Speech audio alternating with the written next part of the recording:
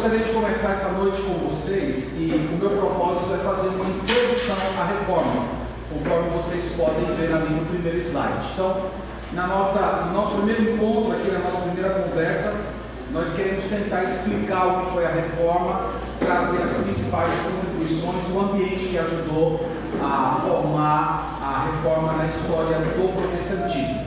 Então, como tudo que é bom deve começar com uma definição, eu gostaria de começar com vocês com essa definição do que foi a reforma protestante.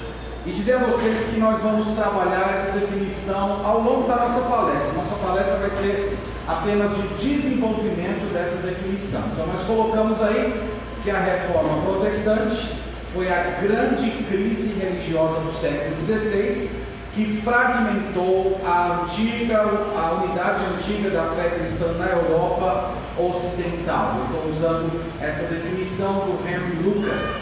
Há diversas definições para a reforma, cada livro que você lê de história, ele apresenta uma definição diferente. Mas nós estamos adotando essa definição e o nosso objetivo, como dissemos, é discorrer nessa definição para a gente conceber as nossas ideias aqui essa noite. Então a gente vai tentar mostrar para vocês que a reforma, ela é sobretudo um evento religioso.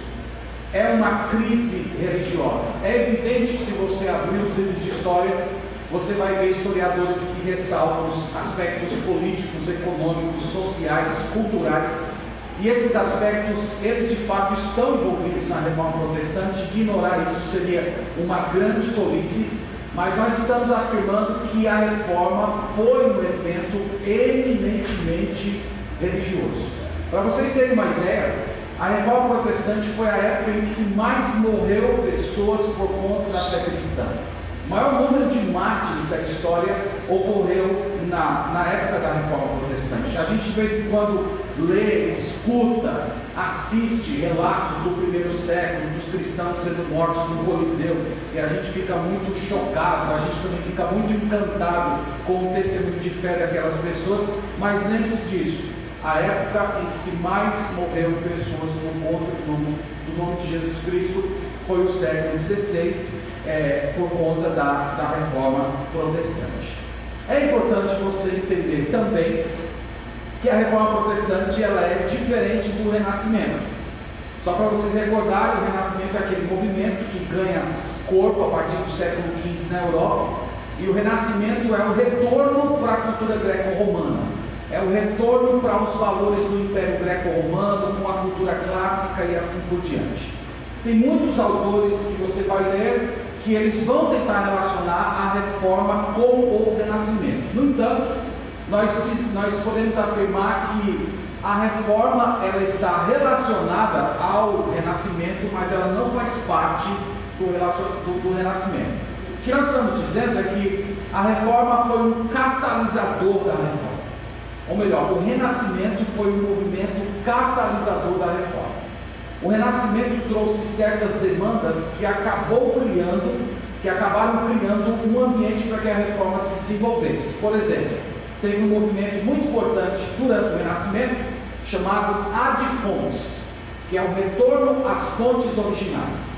Então esse movimento ad fontes, isso é, você procurar ler os autores Platão, você lê Aristóteles nos originais, esse movimento ajudou a reforma protestante, porque um grupo de renascentistas chamados de humanistas bíblicos, eles também tiveram a ideia de que a Bíblia deveria ser lida a partir dos originais. A Bíblia não deveria ser lida a partir do latim, como se convencionou durante a era medieval. Então esse movimento foi um movimento importante, mas ele não é a reforma.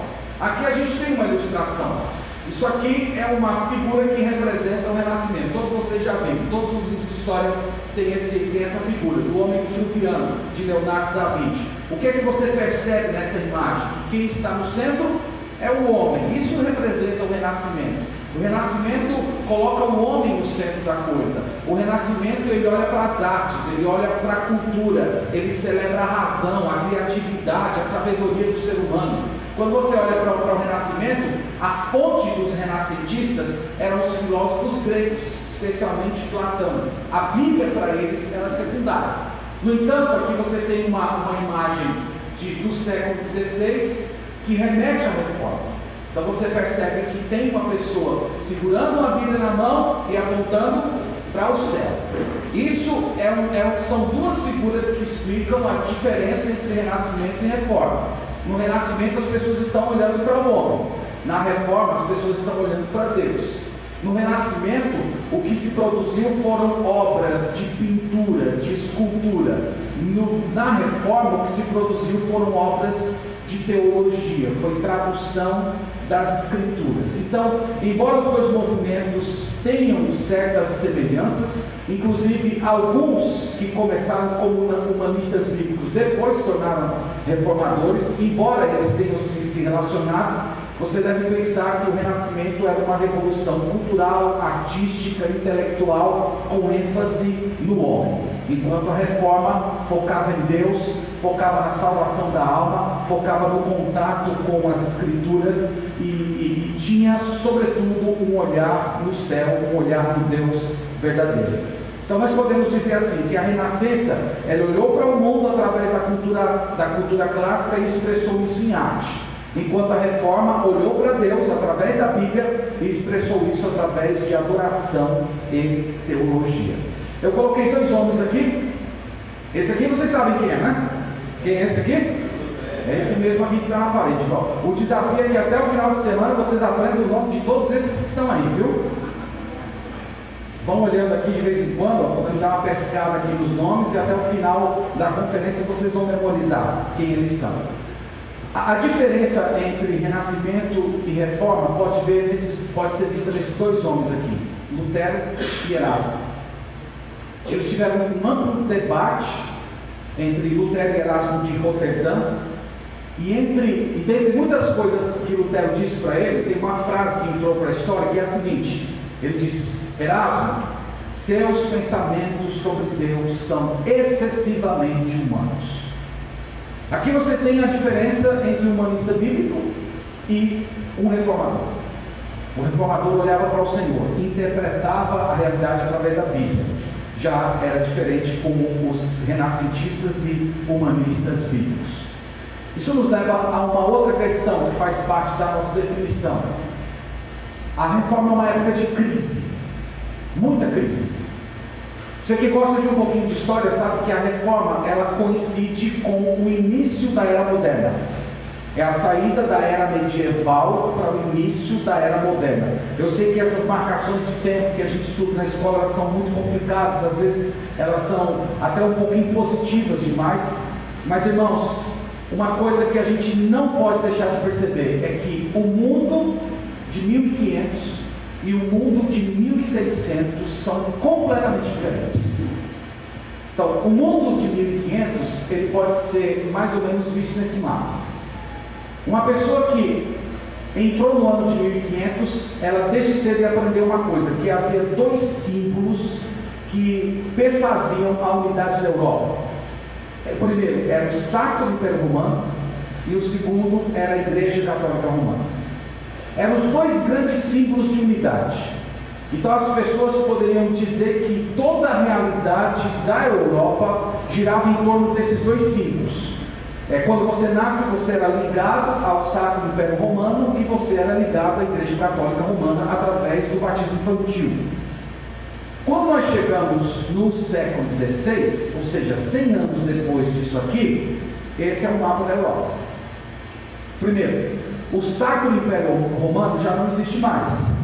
Você tem uma série de nações, Espanha, Portugal, França, a Alemanha toda dividida, você tem Inglaterra independente, Irlanda do Norte, Irlanda do Sul, você tem a formação dos estados modernos, e você não tem mais a unidade religiosa em torno da Igreja Católica. Na verdade você tem os calvinistas, os luteranos, os anglicanos, os países que se mantiveram católicos, os que voltaram para o catolicismo, e o Império Otomano representado pelos muçulmanos. Então é importante você perceber isso. A reforma protestante ela está no limiar dessa história. Século XV e século XVI são completamente diferentes. Século XV todo mundo pensava que o mundo se resumia na Europa.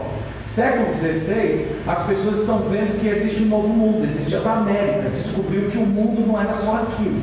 Então foi uma época de grande transformação, e a reforma protestante, ela está intimamente ligada a todas essas transformações que ocorreram no mundo nesse espaço de 100 anos. Isso tem conduzido os autores, os livros de história, a levantar a seguinte questão: se a reforma foi um movimento moderno ou se a reforma foi um movimento medieval. Então você vai ver autores que vão dizer que a rebeldia de Lutero, a formação dos estados modernos, o surgimento de diversas igrejas, então isso tudo são características da era moderna, com toda a ênfase no indivíduo. Enquanto tem autores que favorecem a visão de que a reforma foi um movimento medieval, à medida que a preocupação era com a salvação da alma, como é que eu vou me colocar diante de Deus, e essas preocupações normalmente eram preocupações de um homem medieval. Eu entendo que a melhor percepção é você não escolher nenhuma das duas, mas você ficar com as duas. É você perceber que a reforma está num ponto da história em que certos elementos da modernidade já estão presentes nela, mas ao mesmo tempo elementos da era medieval ainda se fazem presentes. Então nós temos os elementos da modernidade, ênfase no indivíduo, ênfase na salvação individual, ênfase em igrejas diferentes, a própria quebra da autoridade da Igreja Católica, mas ao mesmo tempo as pessoas estão pensando na salvação da alma, elas estão preocupadas como viver diante de Deus, como adorar o Senhor, e todas essas preocupações eram preocupações de uma pessoa que vivia na era medieval. Então a reforma foi um tempo de crise. Um outro fato importante, eu estou voltando agora, né? Vamos lá. Isso. Uma outra questão que tem dividido vários historiadores é se é correto você dizer que a reforma foi um movimento ou se a reforma foram movimentos. Então é correto você chamar reforma protestante ou você chamar reformas protestantes. Os autores mais contemporâneos, já com uma pesquisa mais longa do que aconteceu nesse período, eles estão optando por essa última terminologia. Eles estão percebendo que é muito mais sábio você chamar de reformas protestantes, porque você não tem um movimento unificado, você tem diversos movimentos que estão acontecendo ao mesmo tempo, que eles dialogam, mas ao mesmo tempo são diferentes. Então, por exemplo, você tem a chamada reforma magisterial. Por que o nome magisterial? Porque essa reforma ela está relacionada a pessoas que usaram do poder do magistrado civil para estabelecer a reforma. Dentro da reforma magisterial você tem 3 nomes: o Lutero, o Calvino e o Zwingli. Eles fazem parte desse movimento. Esse movimento ele florescia à medida que o imperador ou o rei abraçava a reforma. Então toda vez que eles traziam a mensagem da reforma, o rei se convertia, ali se estabelecia a reforma, porque eles lançavam mão do poder civil para garantir que a reforma se perpetuasse. Por exemplo, eles são chamados magisteriais porque eles mantiveram a ideia católica de uma igreja territorial, de uma igreja ligada ao Estado, de uma igreja que ela está unida com o governo. Eles mantiveram a mesma ideia da Igreja Católica de que os membros do Estado também eram membros da igreja através do batismo infantil. Eles não concebiam, por exemplo, a ideia de separação entre igreja e Estado. Para eles, inclusive o Lutero, escrevendo contra os anabatistas, ele vai dizer que a ideia dos anabatistas de separar a igreja e Estado era uma verdadeira anarquia. A igreja precisava estar unida ao Estado. Então, eles usavam o poder do Estado para servir a religião. Quando uma pessoa pecava dentro de um ambiente da reforma magisterial, você não sofria disciplina eclesiástica, você sofria uma disciplina estatal. Por exemplo, durante a era elisabetana, durante a era da rainha Elizabeth na Inglaterra, quando uma pessoa faltava no culto, ela recebia uma multa. Entendeu? Então você cometeu um pecado, você é punido pelo governo. Se isso virasse moda, né, pastores? As arrecadações da igreja iriam estourar, né? Mas veja que essa é a ênfase da religião ligada com o Estado, e essa é a ênfase da reforma magisterial. Então preste atenção nisso. Onde a reforma magisterial chegou e eles tiveram apoio do governo, a reforma se perpetuou. Mas onde eles chegaram e não tiveram apoio do governo, a reforma também não se desenvolveu. A gente pode dizer, por exemplo, que a reforma de Lutero, Calvino e Zwinglio não chegou em lugares como França, Espanha, Itália, Portugal. E por que não chegou nesses lugares? Porque os seus governantes mantiveram católicos. Então, memorize bem isso aí. Além da reforma magisterial, a gente tem a chamada reforma radical. Quando a gente fala radical, entenda que eu não estou querendo dizer extremista, mas eu estou usando a palavra radical no sentido de raiz, tornar aquele elemento mais simples. E aqui dentro desse grupo dos radicais estão especialmente os anabatistas. Os anabatistas, eles repudiavam o uso do poder civil. Eles não queriam qualquer ligação com o Estado, eles não queriam uma igreja ligada ao Estado. Eles não queriam que os seus membros se tornassem membros do Estado através do batismo infantil. Então, nesse sentido, eu posso dizer para vocês que os radicais, eles são mais modernos que os magisteriais. Por quê? Porque eles prezavam pela liberdade de expressão e pela separação entre igreja e Estado. E o problema deles é porque eles vão ser os coitados, perseguidos por todo mundo. Eles vão ser perseguidos pelos reformadores magisteriais, eles vão ser perseguidos por Lutero, principalmente, e eles vão ser perseguidos pelos católicos romanos. Isso é, eles não tinham para onde fugir, né? Para onde fugir estava ruim, porque para todos os efeitos o que eles estavam fazendo era chamado de anarquia. O terceiro ramo é chamado de contra-reforma ou de reforma católica. Então, meus irmãos, várias acusações que os reformadores fizeram contra a Igreja Católica durante o século XVI, Roma percebeu que eram verdadeiras. Então Roma convocou um concílio, o Concílio de Trento, 1545 a 1563, e nesse concílio eles procuraram corrigir alguns problemas. Eles procuraram corrigir, por exemplo, o problema da imoralidade dos padres, dar um preparo teológico melhor para os padres, a formação da ordem jesuíta, que a gente vai falar um pouco mais. Eles também procuraram reafirmar suas doutrinas, as doutrinas dos 7 sacramentos, a doutrina da justificação católica, que a gente vai falar aqui durante as palestras. Então, essa reforma, essa correção da Igreja Católica serviu para barrar o avanço do protestantismo e até recuperar certas regiões que os protestantes já tinham entrado. E esse ressurgimento da Igreja Católica, ainda no século XVI, foi a prova final de que, de fato, a reforma não ia conseguir alcançar o mundo inteiro. Outra coisa importante: quando foi que a reforma começou e quando foi que ela terminou? A data que entrou para a história é 31 de outubro de 1517, aquela ocasião em que o Lutero pregou as suas 95 teses na Catedral de Wittenberg. Mas, meus irmãos, de fato, ali não era uma reforma, era um debate a respeito das indulgências. O que Lutero fez ali foi uma atividade acadêmica que era muito comum na Europa.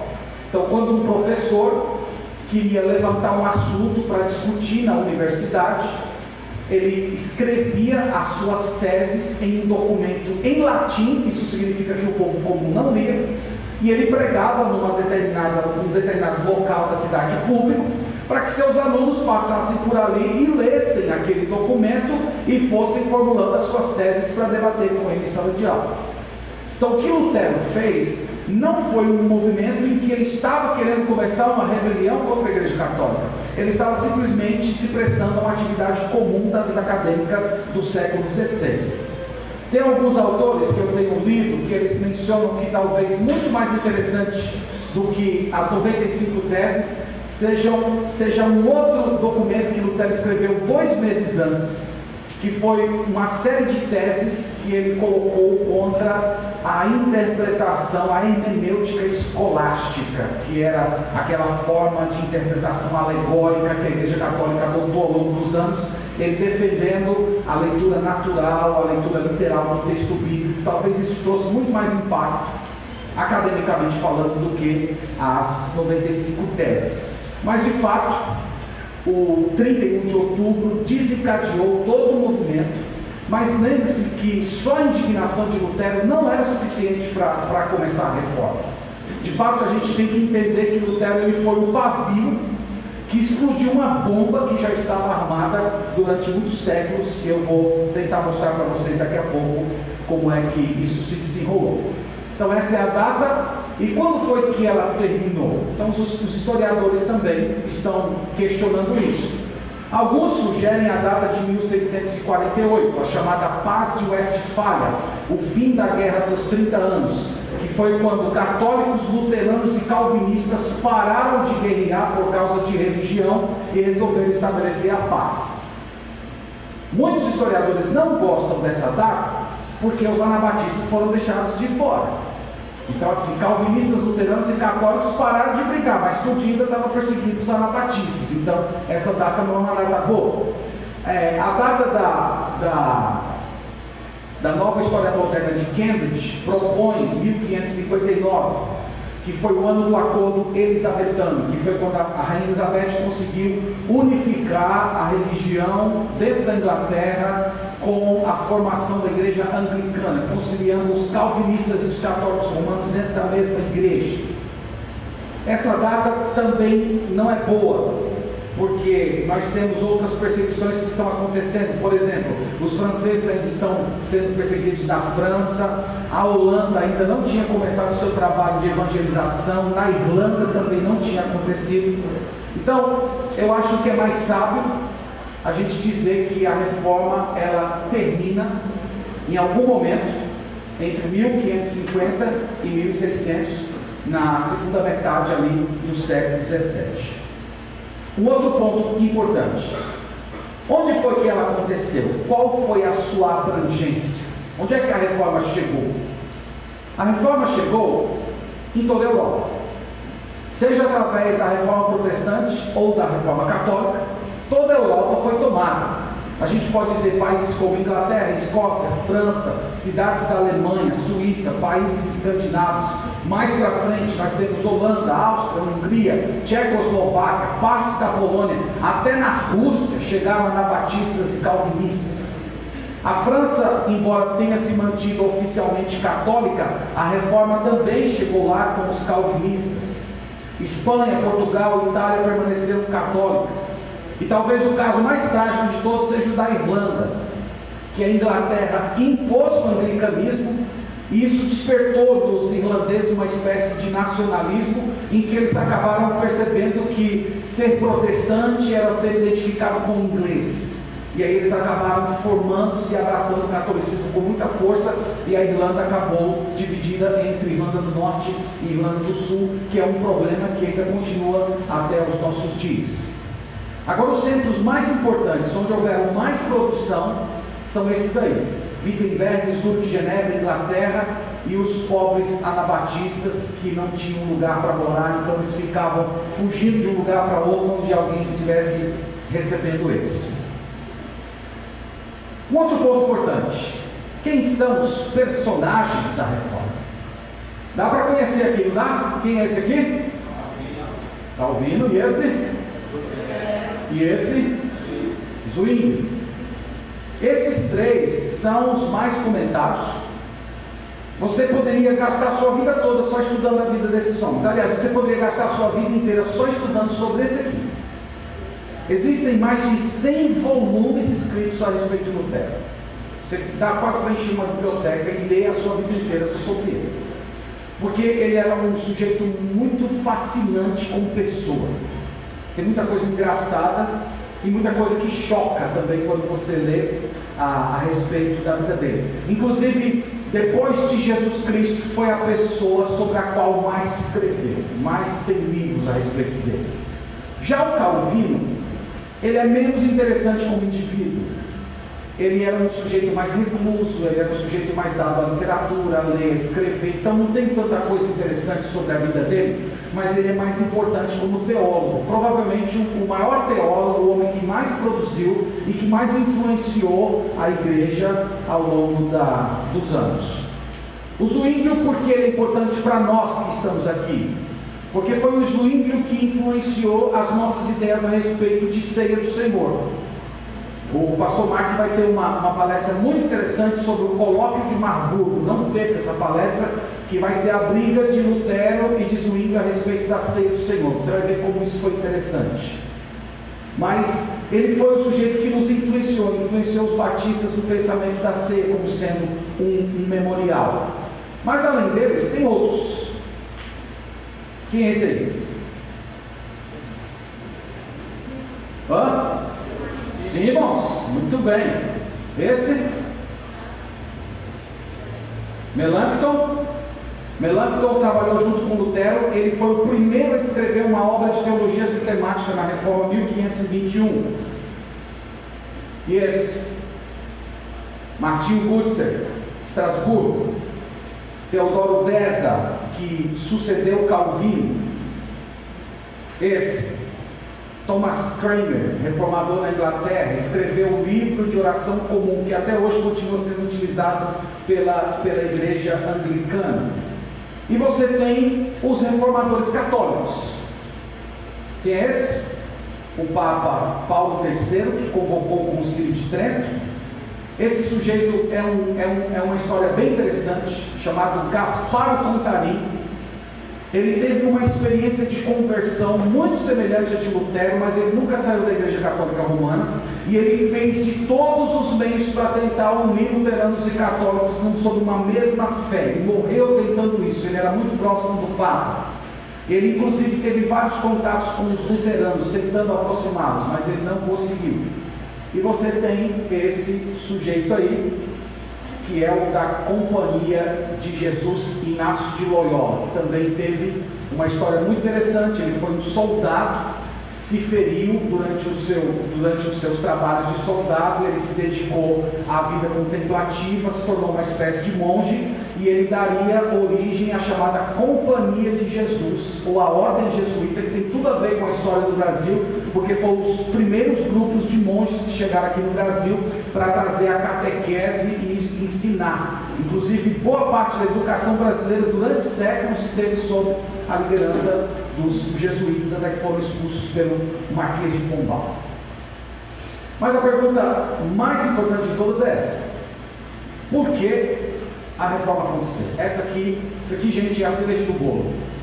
Por que a reforma aconteceu? Então, eu quero mencionar alguns pontos. Primeiro, a reforma aconteceu por conta de uma crise de autoridade.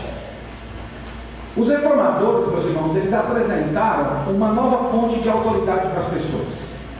Eles apresentaram a Bíblia como autoridade. Durante toda a Idade Média, a autoridade das pessoas residia na figura do Papa, e na figura do clero, e na figura dos concílios. Os reformadores denunciaram o Papa, o clero e os concílios como sendo corruptos, e apresentaram a Bíblia como sendo única norma, única fé, dizendo que ela é simples, a Bíblia pode ser compreendida por qualquer pessoa, embora a Bíblia tenha partes difíceis de serem entendidas, mas no que diz respeito à mensagem do Evangelho, a Bíblia é simples, tão simples que até uma criança pode compreender. Os reformadores apresentaram isso. Eles disseram que tudo que uma pessoa precisa para compreender as Escrituras é da iluminação do Espírito Santo. Ele não precisa de um monge, ele não precisa do Papa, ele não precisa do próprio magistério católico dizendo como é que a Bíblia deve ser lida. E é por isso que eles tiveram uma grande luta para traduzir a Bíblia na língua do povo, entregar as Escrituras no vernáculo. Tem uma frase de Lutero que é bem engraçada, e que para nós que somos batistas até um tanto inapropriado, em que ele diz o seguinte: eu não fiz nada, eu me sentava na taverna, bebia a boa cerveja alemã, enquanto a palavra fazia o seu trabalho. Um batista não ia dizer jamais um negócio desse, né? Dizer, eu tomo meu refrigerante, né? Tomo minha água mineral. Mas a frase de Lutero é para dizer justamente, irmãos, esse princípio que nós chamamos de sola escritura. O princípio de que a Bíblia, a palavra de Deus, ela tem poder por si mesma e ela é entregue nas mãos das pessoas, com o Espírito Santo iluminando, as pessoas compreendem e se convertem. Então, a transformação na área da autoridade acabou colocando a Bíblia no centro e a pregação como sendo a parte mais importante do culto. Além disso, alguns movimentos estavam acontecendo nesse momento do século XVI que colocaram em xeque a autoridade da Igreja Católica. Não só os reformadores vinham apresentando a Bíblia, mas o próprio papado vinha numa grande crise. E aqui eu quero mencionar alguns fatos para vocês que são bem interessantes. No ano de 1302, um papa chamado Bonifácio VIII, ele expediu uma bula chamada Una Sanctum. A bula é aquele documento oficial da Igreja Católica, em que ele disse o seguinte: que todo o poder espiritual e temporal pertencem a Roma. Isso significa que, com essa bula, o Papa estava dizendo que a Igreja Católica não era só dona da vida espiritual das pessoas, mas ela também era dona da coroa dos reis. Os reis precisavam receber a sua coroa do Papa. Os reis deveriam ter submissão à Igreja.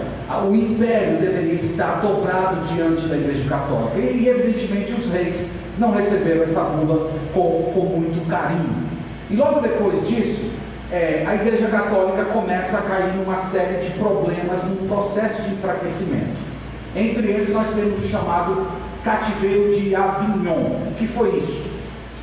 Logo depois que o Papa expediu essa bula, o rei francês sequestrou o Papa. Imagina isso. Sequestrou. Você não vai mais morar em Roma, você vai morar numa cidade francesa chamada Avignon. E lá o Papa ficou vivendo quase como um vassalo, um servo do rei francês. Logo depois que esse Papa morreu, os franceses elegeram um outro Papa e o Papa continuou morando na França. E aí, até 1377, o Papa ficou morando na França. Então eu quero que você perceba que isso trouxe uma desmoralização para o Papa. Porque o Papa tinha acabado de expedir uma bula dizendo que ele era maior do que o rei deveria estar submisso a ele. Só que ele está lá sendo praticamente um vassalo. Isso desmoralizou o Papa. E aí a igreja tentou resolver o problema. O que eles fizeram? Em 1377 eles elegeram um novo Papa. Só que esse Papa se demonstrou um grande ditador e eles procuraram tirar esse Papa. Aí sabe como é que eles resolveram tirar esse Papa? Eles tiraram o Papa elegendo outro Papa. E aí a Igreja Católica ficou com dois Papas. Um morando em Avignon e o outro morando em Roma. Eu quero que você tente pensar aqui como um católico romano do século XVI, que tinha o Papa como sendo a maior autoridade, e agora na cabeça dele está seguindo o seguinte problema: qual é o Papa que é o sucessor de Pedro? Tem um aí que é falso, qual é? E aí tanto as pessoas como também os próprios reis foram escolhendo. Não, eu quero o Papa do Avignon, eu quero o Papa de Roma, e a Europa ficou dividida. Aí a igreja tentou resolver o problema. Eles elegeram um terceiro Papa para tirar os dois, Alexandre V. Elegeram. Aí o que aconteceu com os outros dois? Os outros dois não deixaram o papado, agora tem 3 papas. Então você imagina o tamanho do problema que isso gerou na cabeça do povo da Europa, até que eles resolveram o problema no concílio de Constança. Eles elegeram Martinho V e eles tiraram todos os outros papas. Mas eu quero que você perceba que tudo isso gerou um problema muito grande de autoridade. Eles viram que o papado não era uma coisa tão séria assim como eles diziam. E ao mesmo tempo gerou um outro problema. Preste atenção nisso. Quem tem mais autoridade na Igreja Católica? O Papa ou o Concílio? Porque foi o Concílio que se reuniu e disse: o Papa é Martinho V. Então o Papa não tem tanta autoridade assim. Tanto que na época da Reforma, Lutero clamou por um concílio e ele dizia que os cristãos poderiam se reunir, mesmo sem o consentimento do Papa, e formar um grande concílio e resolver os seus problemas. Porque isso já tinha acontecido na história. Lutero dizia: isso já aconteceu, já se reuniu o concílio para estabelecer a igreja, como é que a igreja funciona. Então isso gerou um grande problema. Um outro problema, a corrupção do clero. Meus irmãos, a partir de 1450, os papas eram extravagantes, imorais, gananciosos. Talvez o grande papa que seja a foto de tudo isso que eu estou falando para vocês é um sujeito chamado Alexandre VI, chamado Papa Borgia, que ele era um espanhol. Ele era imoral, ele tinha um monte de filhos. Ele tinha um filho que era cardeal. Então ele tinha filho, ele vivia com prostitutas. Era uma coisa terrível que ocorria naquela época. O Papa do tempo de Lutero, um homem chamado Leão X, quando ele chegou no papado, o negócio dele era caçar. Ele não queria saber da vida espiritual do povo, ele queria caçar, ele gostava de caçar porco, gostava de construir igrejas, fazer obras de arte. Então tudo isso gerou isso que eu estou chamando aqui para vocês de crise de autoridade. Crise de autoridade. As pessoas já não acreditavam mais nos seus líderes, porque seus líderes eram muito imorais. Um outro fator, dinheiro. Eram muitos impostos que tinham que se pagar a Roma. E você imagina os reis que tinham que enviar fortunas para Roma e ao mesmo tempo vendo o seu povo passando fome, vendo o próprio reino enfraquecido economicamente, enquanto os papas e o clero viviam na imoralidade e na extravagância. Para você ter uma ideia, as pessoas estavam tão saturadas com isso que quando o Henrique VIII proclamou a reforma na Inglaterra, ele nacionalizou todos os mosteiros, pegou todas as propriedades da Igreja Católica e transformou em estatal, e ninguém reclamou. Ninguém reclamou, porque todo mundo estava saturado. E a prática mais repugnante de todas é as indulgências. As indulgências, elas são parte daquilo que é chamado na teologia católica de prática da penitência.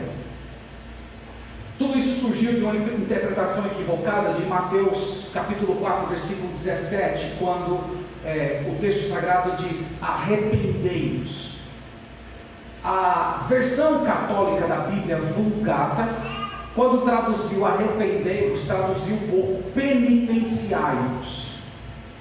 E a partir disso, a Igreja de Roma construiu uma teologia muito bem elaborada da prática da penitência, que envolvia você ir até um líder, confessar, se arrepender no coração e depois restituir. Isso é, você pagar alguma coisa, que era você rezar 200 Ave-Marias, você ir andando até Jerusalém, seja lá o que fosse. Então envolvia você confessar, você ter uma contrição no seu coração e você pagar alguma coisa. Só que durante o século XVI, irmãos, isso foi levado às mais escandalosas consequências, ao ponto de as pessoas começarem a vender o perdão antes de você pecar. Você entendeu? Você está planejando ali fazer uma coisa errada, ou quer saber, eu vou logo lá comprar a minha indulgência, porque pode ser que eu pegue e depois morra, eu não tenha tempo de me purificar, e aí eu estou quebrado, né, se eu comparecer diante de Deus. Então isso vira uma coisa muito imoral, ao ponto de ter um cobrador de penitência chamado Johannes Tetzel, que era um grande inimigo de Lutero. Ele entrava na cidade cantando uma musiquinha com essa letra: quando uma moeda no fundo do cofre cai, a alma direto para o céu vai. Linda a musiquinha, né? Linda. Então ele entrava nas cidades cantando essa musiquinha. E as pessoas vinham comprando, porque esse dinheiro era usado para financiar a catedral que o Papa está vendo até hoje, a Catedral de São Pedro, no Vaticano. Só que o Lutero começou a estudar esse texto no original, Mateus 4,17, arrependei-vos. E ele encontrou um comentário de um humanista bíblico chamado Lourenço Valla, que era católico, mas que estudou esse texto no grego. E ele viu que onde a Igreja Católica traduziu por penitenciai-vos, na verdade não era a tradução correta. A tradução correta era arrependei-vos. E arrependei-vos não como sendo uma confissão auricular e um pagamento, mas como sendo uma profunda contrição dentro do seu coração. Então ele entendeu isso. E foi aí que ele começou a sua revolta contra as indulgências, e isso gerou no coração das pessoas um sentimento contra o clero. Então Lutero foi e lutou muito contra isso. Então, irmãos, o que eu estou dizendo para vocês é que os reformadores, eles apresentaram uma nova autoridade. A autoridade é a Bíblia interpretada por si mesmo, a Bíblia na língua do povo. Talvez a grande frase de Lutero nessa época seja essa. Ele estava na dieta de Worms, 1521, diante de todas as autoridades católicas, todos os livros dele estavam em cima de uma mesa, ele tinha um cardeal diante dele, ele tinha um imperador, e a pessoa chegou para ele e disse assim: se retrate do que você escreveu, se retrate. Ali, ou ele se retratava, ou ele morria. E ele disse a seguinte frase: se eu não for convencido pelas Sagradas Escrituras e pela razão clara, eu não aceito a autoridade dos papas e dos concílios, pois eles se contradisseram uns aos outros. Minha consciência é escrava da palavra de Deus. Eu não posso e eu não vou me retratar de qualquer coisa, porque agir contra a consciência não é certo nem seguro. Eu não posso fazer nenhuma outra coisa. Que Deus me ajude. Amém. Esse é o solo Escritura. Esse é o solo Escritura. Uma outra questão é a questão da espiritualidade. Vocês sabem que Roma divide as pessoas entre clero e leigo. Então, o clero para a igreja de Roma são aqueles que escolhem o caminho da perfeição. Sei que está um pouco pequeno aqui, mas eu estou citando uma frase do Tomás de Aquino, que é um grande teólogo católico. O clero é o caminho da perfeição. Ou, nas palavras de Bernardo de Claraval, ele diz o seguinte: a história de Marta e Maria no Evangelho mostra que devemos preferir a vida contemplativa. Maria escolheu a melhor parte, mas se nos coube a parte de Marta, devemos carregá-la com paciência. Então veja que na frase do Bernardo de Claraval, a vida comum, você ser um trabalhador, você ser uma dona de casa, você ser um professor, para ele era um fardo. A vida de perfeição era a vida do clero, a vida de você estar ligado à igreja. Então essa proposta de igreja, que ainda hoje continua sendo a proposta da igreja católica, era uma proposta que não via uma possibilidade de uma vida espiritual profunda para aquelas pessoas que são casadas, para aquelas pessoas que não têm vocação ministerial. Então vários movimentos começaram a surgir de espiritualidade fora do clero. Várias pessoas começaram a se juntar, homens casados, mulheres casadas, pessoas solteiras, e eles começaram a formar grupos de oração, grupos de estudos bíblicos, fora da igreja católica, porque eles nem eram aceitos e eles também nem confiavam na igreja, porque a igreja tinha se tornado imoral demais. E vários desses movimentos foram florescendo na Idade Média, dentre eles o movimento de irmãos de vida comum, de onde veio um livro importantíssimo chamado A Imitação de Cristo, de Tomás Aquino. Então esse movimento aqui, ele foi importante por quê? Porque ele preparou o coração das pessoas para a doutrina do sacerdócio dos crentes.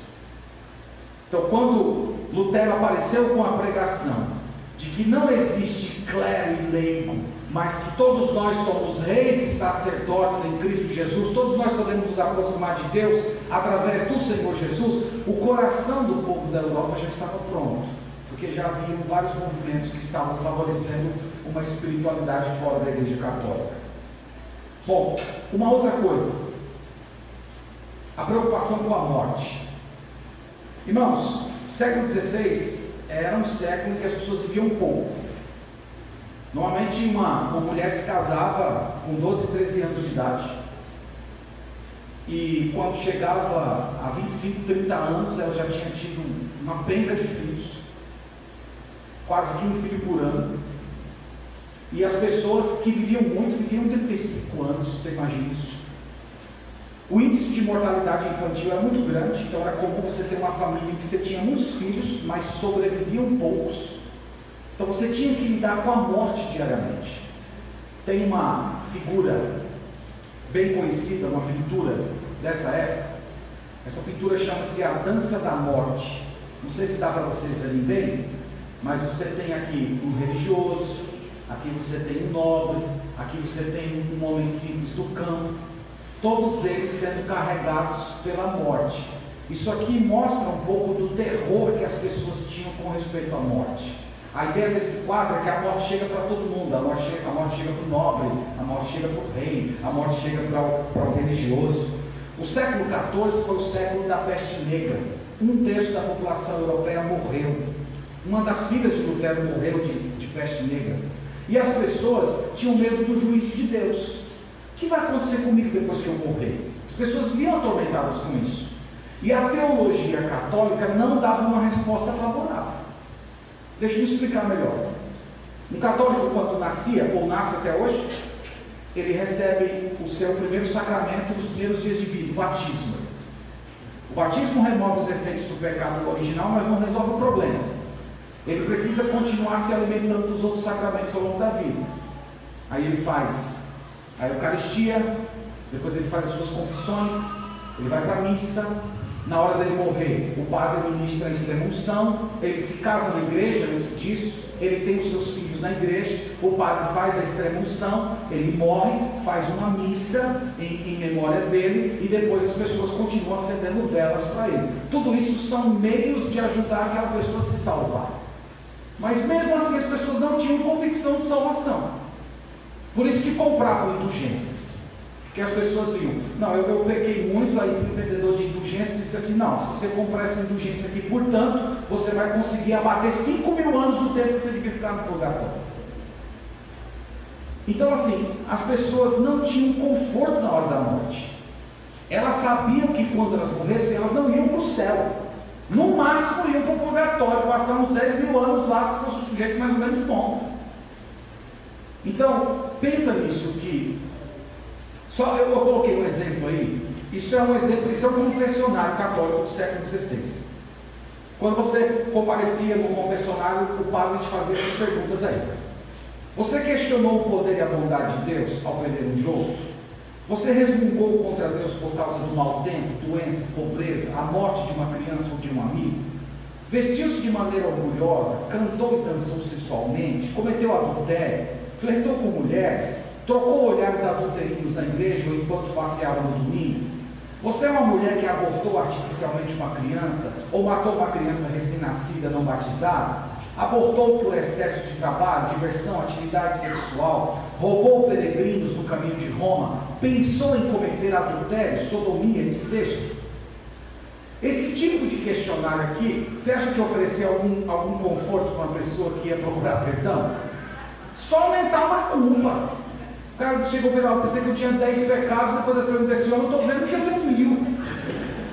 Não dava conforto. Então a teologia católica, até hoje é assim, ela não oferece conforto, ela não dá esperança para as pessoas comuns. E o que é que os reformadores ofereceram? Eles ofereceram a justificação pela fé. Nós vamos ter várias palestras sobre isso, então eu não quero me delongar, mas eles ofereceram a ideia de que Deus justifica o ímpio imediatamente no momento em que ele crê na morte sacrificial do Senhor Jesus e se aposta como sendo dela, ele crê em Jesus, naquele momento ele recebe o perdão completo dos seus pecados e tem a garantia de que no momento em que ele morrer ele vai ser recebido pelo Senhor.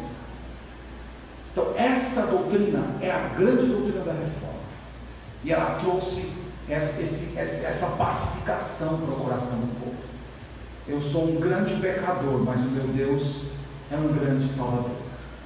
Então, caminhando aqui na minha conclusão, eu quero dizer isso para vocês, que a reforma aconteceu porque as doutrinas do sola Escritura, isto é, somente as Escrituras, a doutrina do sola gratia, isto é, a salvação pela graça de Deus, o sola fide, a salvação pela fé, e do sacerdócio de todos os cristãos responderam às necessidades do século XVI e continuam respondendo às nossas necessidades até os dias de hoje. E é por isso que nós estamos aqui hoje celebrando a reforma.